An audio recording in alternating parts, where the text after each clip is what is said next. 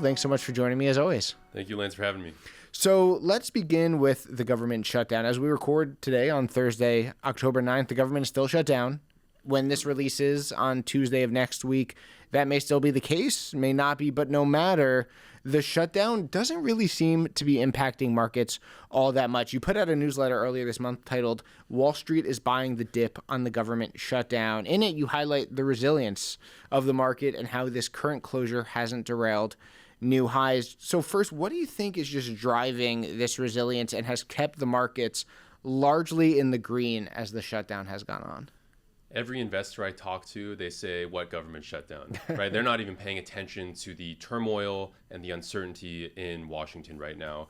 And you can see this in the VIX index, right? Mm-hmm. Since the government has shut down, it has remained below its long-term average. And I think this morning it was at like 16 point something. Mm-hmm. And that's below 19, which is what it's usually at. So investors, traders don't even notice what's happening right now with the White House, with lawmakers. And that has opened the doors to stocks going higher, right? We had a ton of bullish momentum going before the government shutdown. Mm-hmm. But since the government shutdown started, it's almost as if we've taken away any potential bearish headwinds, right? So if you take out economic data that people were expecting to be lower or negative, right? The jobs report was supposed to be bad. If you take that out of the equation, suddenly investors have more reasons to be bullish because they don't have those negative indicators coming into the lane. So all that has pushed stocks higher. Pretty much everything is going up. This is very much a everything rally, right? You're seeing it with asset prices. You're seeing it with hard assets like gold and Bitcoin. This is a very bullish time, and the fourth quarter is also the best quarter of the year for stocks. So things probably are going up from here. And we're going to talk about Bitcoin a little bit later in our conversation, but you mentioned it, right? With no economic data coming out because everything's on pause, there are no bearish, as you said, headwinds to sort of pull anything back, right? We don't see the jobs report. We don't see anything like that puts pause on investors or those on Wall Street and says, hey, maybe we should slow down. So it really is, or it has been helpful in a certain extent to the markets that the shutdown is happening. Do you think, though, that this resilience will hold if the shutdown stretches on? You know, as we record, like I said, on Thursday, the government's been shut down for over a week now.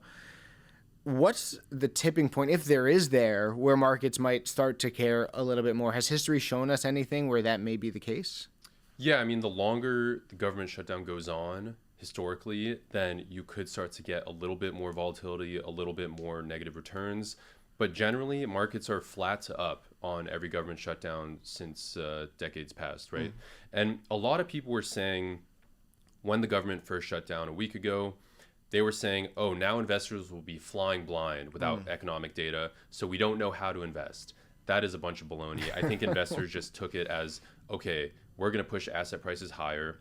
The bullish tailwinds are still in place. You have AI momentum, right? All that spending is going to, people still expect it to deliver ROI in the near term at least. And you have earnings expectations have been rising, right? And that typically does not happen this time of year, but analysts have been raising their expectations for the fourth quarter.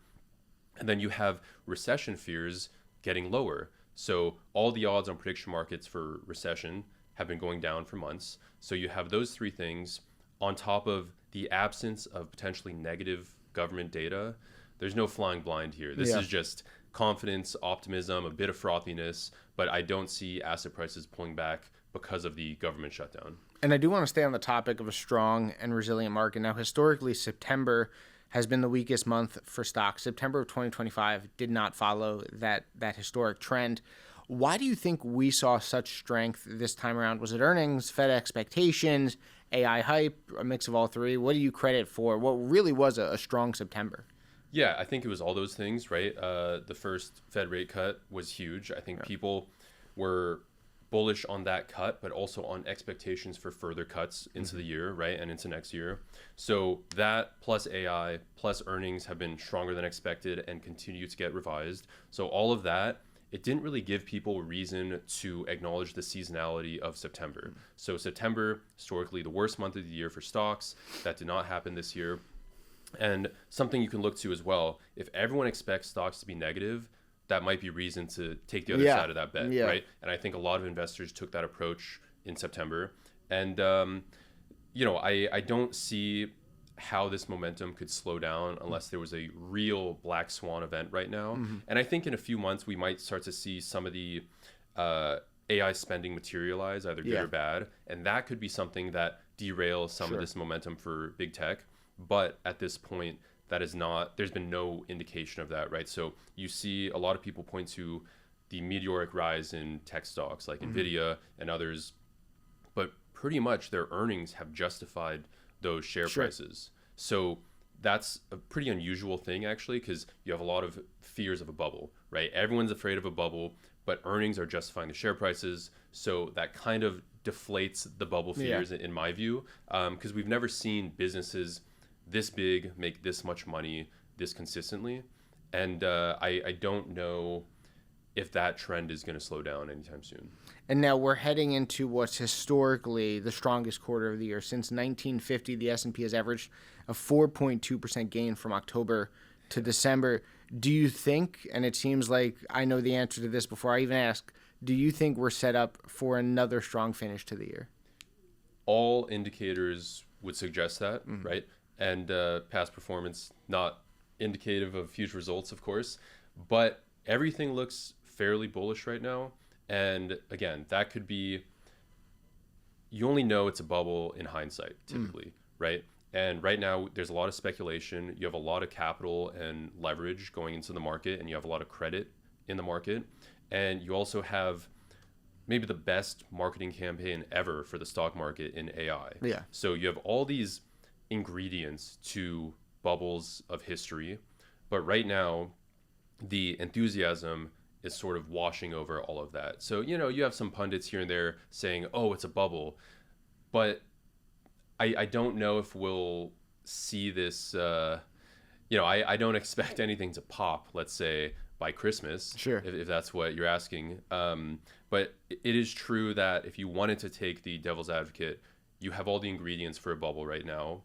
But then the new variable we're looking at is the robustness of these businesses. And is there anything investors should really be keeping a close eye on as the end of the year moves forward, as we get sort of closer to 2026? We know that those first few months of a new year tend to be a little bit more volatile. Should investors or Wall Street or traders, whomever, retail or experience, should they be looking for anything over the next few months? And we can sort of talk about this as we talk in November and December, but anything in your eye that they should be looking forward to in the next few months that might move markets? Yeah, the biggest catalyst, in my opinion, will probably be more rate cuts, right? So the Federal Reserve is expected to cut multiple times into next year. And historically, those are very bullish for stocks.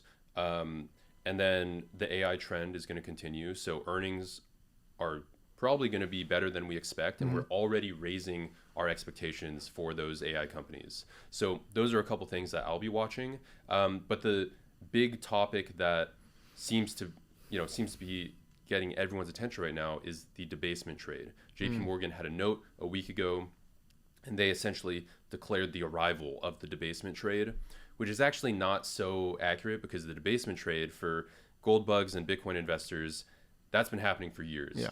The debasement of the dollar, right, and the loss of purchasing power, that is not a new phenomenon. But because JP Morgan has suddenly given a name to it, right? The financial press now it is. can talk about it. You and I can talk about it. But this has been a ongoing trade, let's say. Not even a trade. It's more of an investment. The Bitcoin investors I speak with, they're very, very long-term oriented. So they're not buying Bitcoin to make 5%, 20%, something like that. They're buying it because they do not want their US dollars to be worth less in 5 years from now, 10 years, right? So they're going to use Bitcoin as a savings account instead of, let's say, holding cash. Sure. And if you look at since the pandemic, we've lost 25% of our purchasing power in US dollars. So, Bitcoin or gold, I think, makes sense as hard assets to not lose your purchasing power. And that's really been the big thing right now. And I had Bitcoin scheduled for later in our conversation. I want to move it up a little bit since we're touching on it. It does tend to perform well in October. It has performed well in October, closing higher in 9 of the last 10 Octobers. What is behind this seasonal strength right now as we sit in 2025? Is it this historical momentum? Is it JP Morgan putting a name to this debasement trade, right? Is it are there underlying dynamics that really have driven this sort of pattern for Bitcoin and has propelled it over the course of the year and especially now to really strong highs? So Bitcoin investors know October is called Uptober, and the fourth quarter is excellent for Bitcoin typically. Bitcoin averages a 60% return in the fourth quarter dating back for 10 years. So that is very bullish for Bitcoin.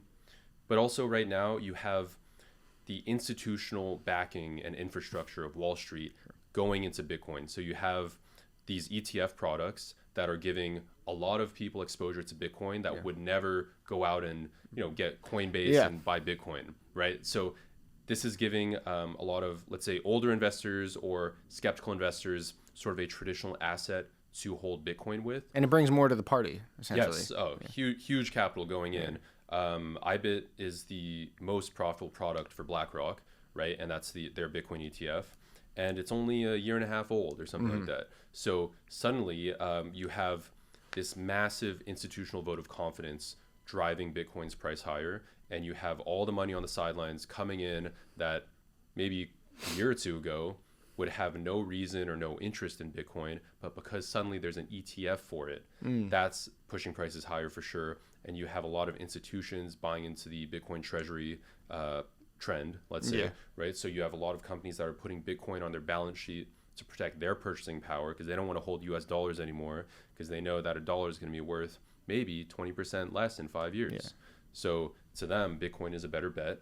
And I think, in the last 5 years, Bitcoin's up 1,000%. So it's paid off pretty well so far. So we talked earlier about it in our conversation, this AI spending, and obviously we've seen an influx of it as of late, largely driven, of course, by names like OpenAI, AMD, NVIDIA, among others. How have markets reacted to these capital outlays and really the sheer size of these investments? Because these are, hundreds of billions of dollars worth of investments to AI and to all these different companies.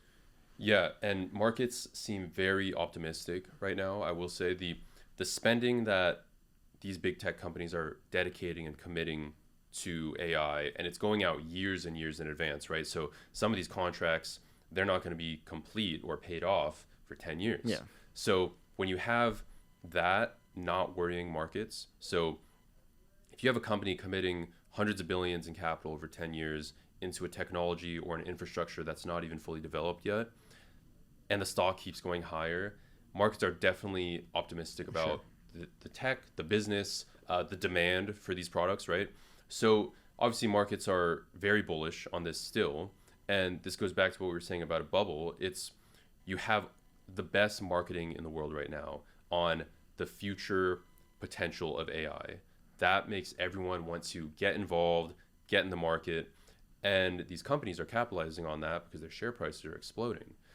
But if you, I don't know, if you and I were to sit down in 5 years and say, oh, remember when we were having this conversation in 2025, wondering if it was a bubble, we may not even know by then. Yeah. Because if all this spending just continues and then we still get the narrative of the ROI is coming years down the line, who knows? This thing could last a lot longer than anyone This could be decades. This could be decades maybe. worth. And we may not know the true value of all this spending for a long time.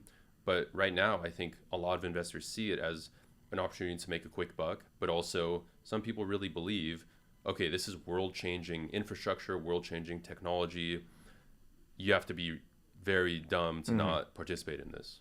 Well, Phil, I always look forward to our conversations. It was great having you at the NYC. As always, thanks so much for joining us inside the Ice House. Thank you for having me.